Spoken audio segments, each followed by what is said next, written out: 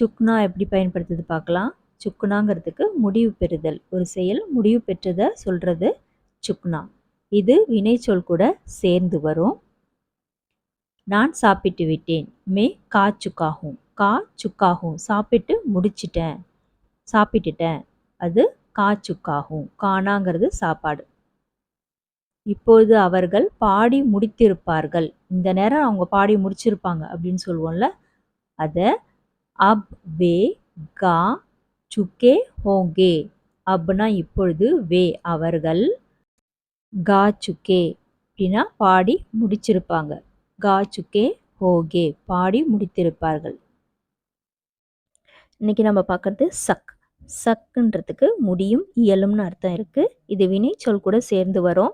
நிகழ்காலத்துல சக்குங்கிறது சக்தா ஆணையும், சக்தே ஆண் பன்மையும், சக்தி பெண்ணையும் குறிக்கிற சொல்லா அமையும். என்னால் இந்த வேலையை செய்ய முடியும்.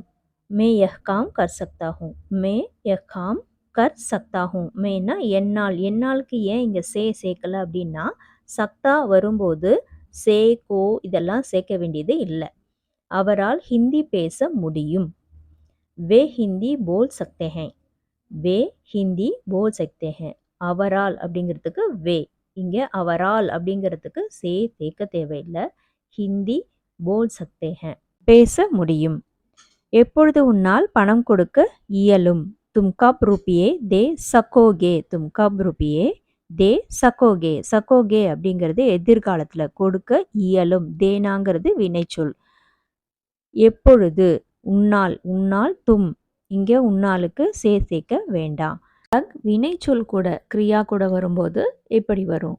ஒரு செயல் ஆரம்பிக்கிறத குறிக்கும் லக். கிரியா கூட வரும்போது. சிறுமி ஆட ஆரம்பித்தாள். லடிக்கி நாச்னே லகி. லடிக்கி நாச்னே லகி. சிறுமி ஆட ஆரம்பித்தாள். குழந்தை தூங்க ஆரம்பித்தாள். பச்சி சோனே லகி. பச்சி சோனே லகி. இங்க சோனாங்கிற செயல் ஆரம்பிக்கிறத குறிக்குது. அடுத்து லகாங்கிறது ஒரு உணர்வை வெளிப்படுத்துறதுக்கு பயன்படுத்தலாம். எனக்கு பசிக்குது. முஜே பூக் லகி ஹை. முஜே பூக் லகி ஹை. எனக்கு குளிர்ற மாதிரி இருக்கு அல்லது எனக்கு குளிரா இருக்கு. இத முஜே டண்டி லக் ரஹி ஹை. முஜே நானும் அப்படித்தான் நினைக்கிறேன். இத முஜே பி ஐசா லக்தா ஹை. முஜே பி ஐசா லக்தா ஹை. நமக்கு என்ன தோணுது, என்ன நினைக்கிறோம், நம்மளோட பாவனை இதை வெளிப்படுத்துறதுக்கு லக்னா யூஸ் பண்ணலாம். இந்த சென்டென்ஸ் பாருங்க. எனக்கு இந்த பாடல் பிடிக்கும், எனக்கு பிடிச்சிருக்கு. இதை முஜே யஹ் கானா அச்சா லக்தா ஹை. முஜே யஹ் கானா அச்சா லக்தா ஹை அப்படின்னு சொல்லலாம். இது எவ்வளோ விலை இருக்கும் அல்லது எவ்வளோ பணம் செலவாகும். இதை கித்னா பைசா லகேகா. கித்னா பைசா லகேகா அப்படின்னு சொல்லலாம்.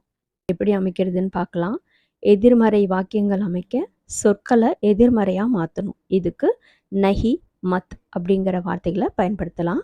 ஒரு செயலை செய்யாத அப்படின்னு சொல்லும்போது நஹி மத் பயன்படுத்தலாம். முதல்ல நஹி எங்கே பயன்படுத்துதுன்னு பார்க்கலாம். சாதாரணமாகவோ அல்லது ஒரு அறிக்கையாகவோ ஒரு செயலை செய்யாத அப்படின்னு சொல்லும்போது நஹி பயன்படுத்தலாம்.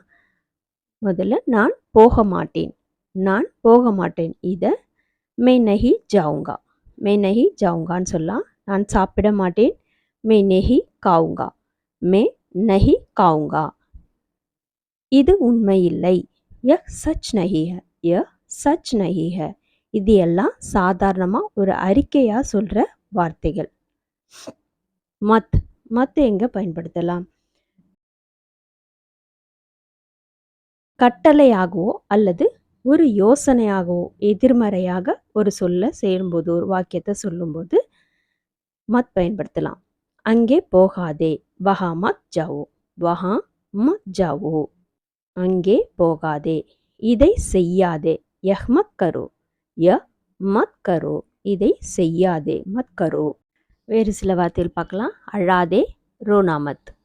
அடிக்காதே. மத் மாரோ. மத் மாரோ. யோசிக்காதே.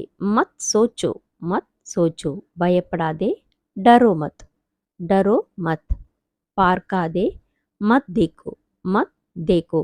இப்போ மத் எங்கே பயன்படுத்தணும், நஹி எங்கே பயன்படுத்தணும்னு தெரியும்னு நினைக்கிறேன். தன்யவாத்.